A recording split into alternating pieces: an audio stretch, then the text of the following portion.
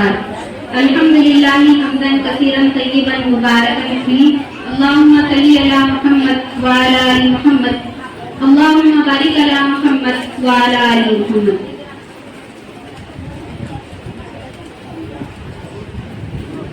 जीना भी उसी का हक है जिसे मरने का सलीका आता है। जीना भी उसी का हक है जिसे मरने का सलीका आता है। जो मरने से घबराता है वो जीते जी मर जाता है। जो पाक खुदा के बंदों पर करते थे खुदाई के दावे, अब उनका सफीना अपने ही दरिया में थपेड़े खाता है। वो देख उफक से आग उठी, बादल गरजा तूफान आए, वो देख निजामे कोना को किस रंग से बदला जाता है। था वो भी जमाना ए आमिर, बाजू पे हमारे तैर सना। था वो भी जमाना ए आमिर, बाजू पे हमारे तैर सना। अब तैर सनाई की सूरत को देखने से पसीना आता है। अजीज खवातीन और तालिबात, बगैर किसी तमहीद के आपके सामने ये बात शुरू करूं कि आज जो मसाइल हमारे सामने हैं, सबसे पहला ये कि अल्हम्दुलिल्लाह हम मुसलमान होने के बावजूद भी हमारी अपनी अक्सरियत की जिंदगियों से सुकून नाम की कोई चीज नहीं है। हमारी जिंदगियों से सुकून खत्म हो गया है। औलाद नाफरमान, माए रो रही है, हमारे बाप दरबदर है, हमारी बहनों की आंखें अर्श को छू रही है और अल्लाह और उसके रसूल की कहीं कोई बात हमको नजर नहीं आ रही है।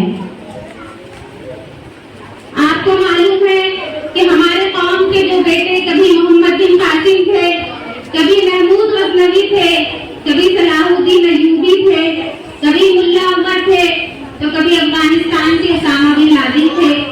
आज वो बच्चे चौराहे पर हमारी कौम की बेटियों की इज्जत को छेड़ रहे हैं कि ये ऐसी शख्सियत थी मोहम्मद बिन कासिम, सलाहुद्दीन अय्यूबी और महमूद गजनवी कि जिन्होंने एक बेटी की इज्जत की हिफाजत की खातिर सारे हिंदुस्तान को फतह कर लिया था। सारी दुनिया की ये फातह बन गए थे। लेकिन हमारे आज के नौजवानों की हालत ये है। कितना खतरनाक अलमिया है। कहीं उम्मत की बेटी रो रही है, कहीं उम्मत की माँ रो रही है, कहीं उम्मत का भाई रो रहा है।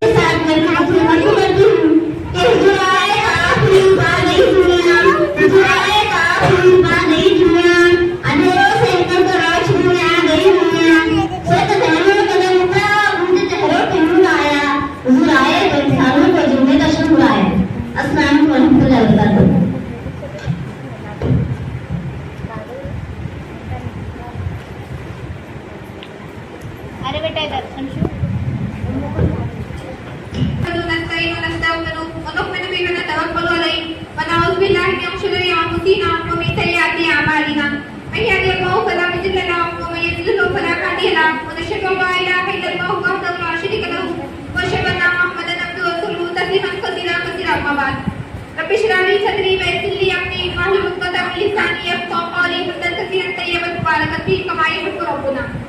अल्लाह ताला फिर कुरान में गवाही देती हूँ कि अल्लाह के अलावा कोई इबादत के लायक नहीं।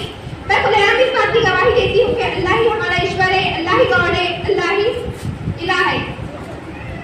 ला कृष्ण, कोई कृष्ण माबूद नहीं सिवाय अल्लाह के। ला महादेव, कोई महादेव माबूद नहीं सिवाय अल्लाह के। ला दुर्गा, कोई दुर्गा माबूद नहीं सिवाय अल्लाह के। ला हनुमान, कोई हनुमान माबूद नहीं सिवाय अल्लाह व कुरान के। ला रामकृष्ण, कोई रामकृष्ण माबूद नहीं सिवाय अल्लाह के। अब्दुल कादर जिलानी, मस्तान शाह बाबा, सैलानी बाबा, दुरानी बाबा, ताजुद्दीन बाबा, पांचवी शेख फरीद, सोनाबिग, ये हमारे खुदा नहीं हो सकते, ये हमारे मददगार नहीं हो सकते, ये हमारे गरीब नवाज नहीं हो सकते।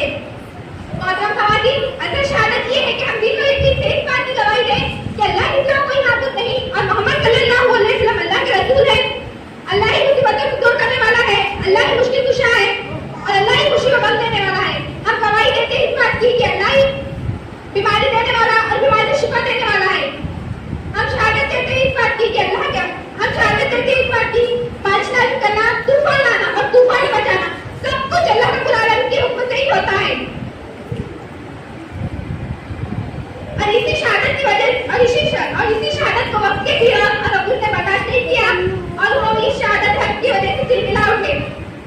कर दी हमने सबके लोग पूरे सबके कहना टोटल हाँ सबको दिखा रहे हैं नहीं सबकी लेना जो भी है खाली तकलीफ वाली कम्युनिटी की खाली एक कहानी जिसका नाम हजरत खोया का जिक्र करना हुए इन्हें मुसाल मक्का ने धोखे से गिरफ्तार कर दिया और इनको सूली पर लेकर चले गए।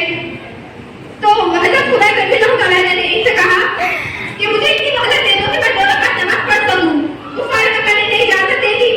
ये नमाज के लिए खड़े हो गए। किसने ये ख्याल आया कि जब सूरज शुरू होता है तो हर दिन इंसान के हर जोड़ पे सत्ता लाजिम है। तो क्यों ना हम भी सत्ते की शुरुआत ढंग से करें। अगर हमारे पास मुआवजा की हैसियत नहीं है फिर भी हम अपने घर के छतों पर या घरों में प्यालों में दाना पानी वगैरह परिंदों को रख दे। ये भी हमारे लिए सत्य जारी होगी कि हम बेजुबानों को इस तरह के तो ये भी हमारे लिए सत्य जारी रहेगा। और इसी तरह 2 लोगों के बीच अदल इंसाफ करना भी सत्ता है। किसी को बुराई से रोकना भी सकता है। रास्ते से किसी तकलीफ में शय को उठाना हटाना भी सकता है। उसी तरह अल्लाह के रसूल को फरमाया कि हम नेकी सकता है। और वो कदम जो हर वो कदम जो नमाज के लिए उठे वो भी सकता है। ये अल्लाह के रसूल को फरमाया कि हर वो कदम जो नमाज के लिए उठे वो भी सकता है।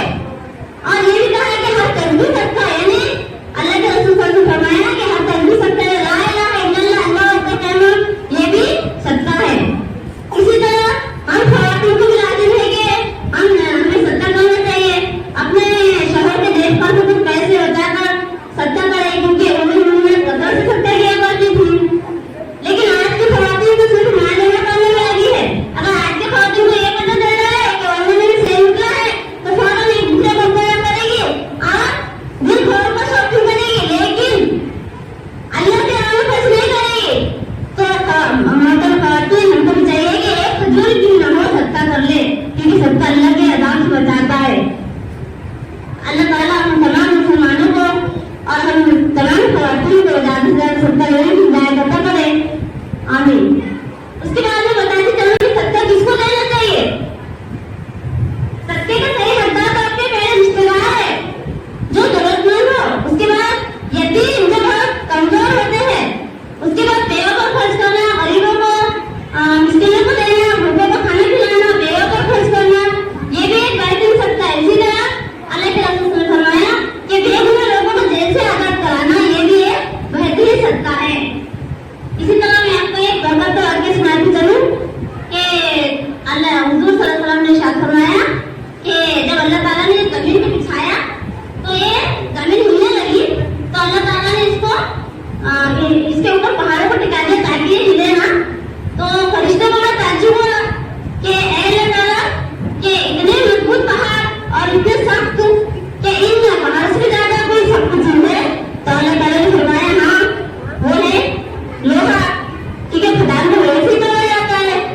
फिर फरिश्तों ने अल्लाह ताला से पूछा जो तुमको रिफात दिखाए फिर से उन्हीं हसी मंजिलों की जाने हमी तो महवे सफर के लोगों बिगड़ते तूफान के दिल मुकाबिल हमी तो सीना सिफर के लोगों न डूबने दी थी हमने कश्ती अगर चेहरा हमें भवर के लोगों घरों से निकले थे हम बुलाकर हसीन अपने दिलों के अरमा किसी के नूरे नजर दे हम भी किसी के लखते जिगर थे लोगों जला के हम कश्तियाँ चले थे न मुड़ के देखा था हमने पीछे निगाह मंजिल पे टिक गई जो बांधे हमने कमर के लोगों बिगड़ते तूफान के दिल मुकाबिल हमी को सीना सिफर के लोगों न डूबने दी थी हमने कश्ती अगर शरा हमें भवर के लोगों जो रास्ता हमने चुन लिया था अजीमतों का वो रास्ता था अजीम तेरा